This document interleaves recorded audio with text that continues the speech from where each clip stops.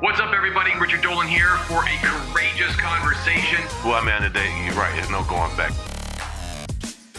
How do you feel the weight of that desire? I have been there for a while. The story's still being written, and you cut the story short. As they say, I'm playing with house money. They said, neo-fascist. You can't imagine, Richard. I've heard everything now. But I'll tell you what, you ain't never buying your time back. Value your time. Once you start a courageous conversation, there ain't ever going back to an ordinary one. By the way, not to break the circle of conversation, but just maybe a fun fact, but I'm personally curious. I'm a fan of Marley Coffee, your brainchild. Yes. I mean, it's done phenomenally well, commercially successful. But when you look at the seeds that you use, the coffee beans you use, there's a good portion of them that are Ethiopian beans. Absolutely. Given what you just said about being connected to the motherland, and telling us a bit about why it's important to connect through our own history and being through plant, was that on purpose? Yes, because my land is in Jamaica and I have 52 acres. And with 52 acres, you can only do so much. First of all, I don't have the bandwidth to be able to get all the amount of product that's necessary for me to get an export license. That in itself hindered me in Jamaica to be able to grow as an entrepreneur. I couldn't get the export license. And life is kind of like I failed at what I really wanted to do after life, after college ball. So I was in Jamaica, and when I realized all the red tape in Jamaica, I realized that, what? I have a coffee farm. It's not free to just have a farm and just package it and sell it. You need to go through all these regulations. Obviously you do, but that's just how, you keep a certain standard, which is like the coffee industry board, So, but to have that standard, and again, I was one of the first coffee farmers to become certified organic. So to have that standard and to enter a place that's been around for hundreds of years in Jamaica, it's a great big industry in Jamaica. And for me, at the Marley, to fit into that societal movement, it wasn't so accepted at the time. So I had to find a way to make it work. I left Jamaica, I moved to Miami. Then after Miami, I moved to Los Angeles. I wanted to, play soccer was one of my things. So I wanted to try for the LA Galaxy, but I also went there for business. I was supposed to start the Tough Brown clothing. And, my brother Ziggy, instrumental. So anyway, I feel that I started it, ran out of money because I took the family's money, but my partner was taking too much money, ran out of money. At the time, I didn't know how to raise money, even though I had the brand in 75 stores throughout Canada, etc. Failed. Family didn't want to put any more money until the other guy decided to take a pay cut. He wouldn't do that. Well, it didn't work. I told him I had to stop. So I said, you know what?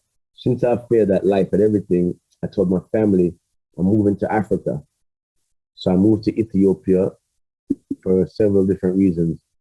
It was the millennium that year on the Ethiopian calendar, the year 2000, which in my view is the year of the return of Christ, but is a Christ energy, the Christ consciousness. It's an awakening. It's many different forms, But I wanted to be there in the birthplace because in my early times, when I would read the books I read in the early days, it told me that Ethiopia was where the gods like to descend on, ascend and descend. There's a point, it's the highest point in on the highest land in the world.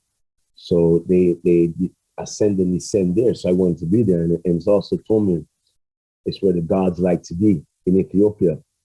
So I went there for that.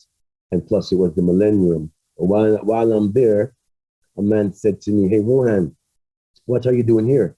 I said, "What you mean? I came home." He says, "No, you're Bob Marley's son. Do you sing?" I said, "No, I don't sing, but I have a coffee farm."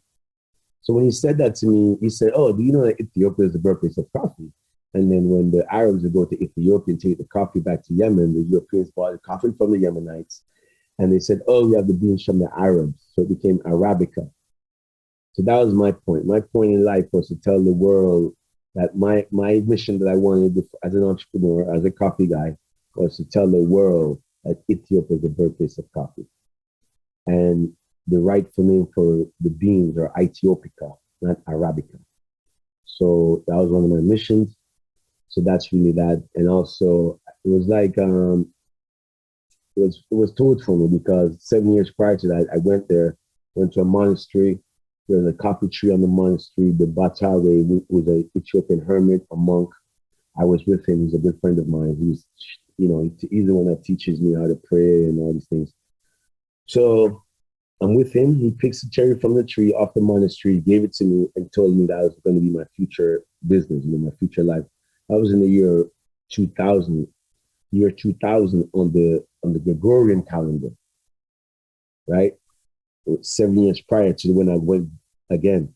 So 7 years later, I go there to the year 2000 on the Ethiopian calendar.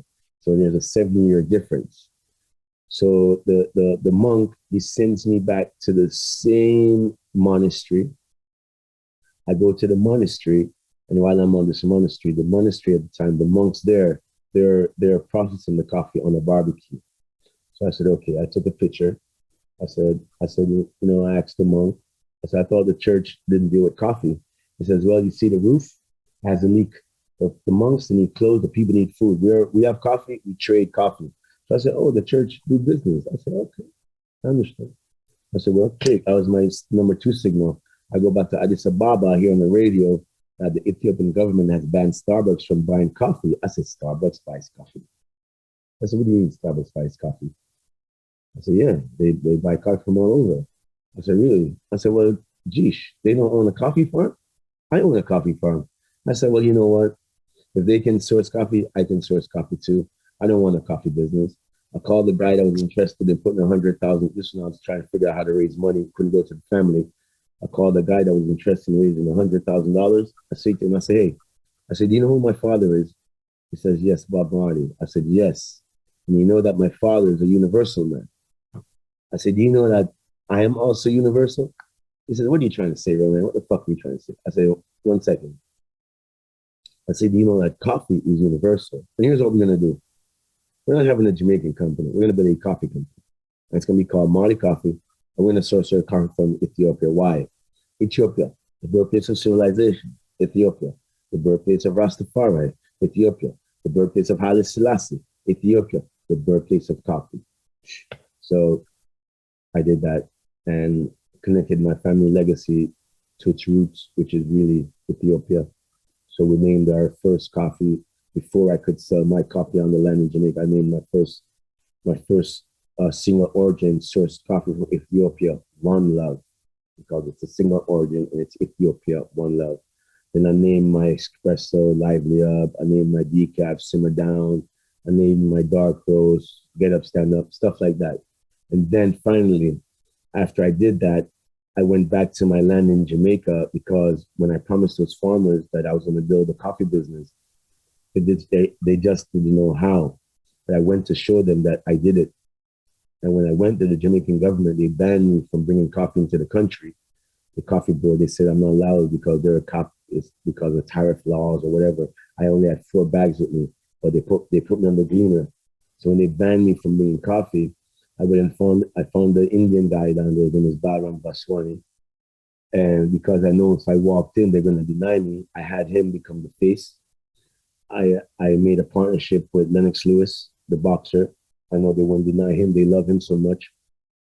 I partnered with the Sharks brothers, who already had 6,000. They already had all the license to export and import, roasting facility, processing plant. Partnered with them and my friend Bali, and I created Marley Coffee Jamaica and started a Jamaica Blue Mountain coffee business alongside what I did in Ethiopia. So I was able to accomplish that. But I had to first prove myself. Without them, I would go to in front of Air One in LA and stand in front with a AirPod and pour coffee. Please, hi, good afternoon, good morning. Hi, my name is Rohan Marley. Would you like to try some coffee?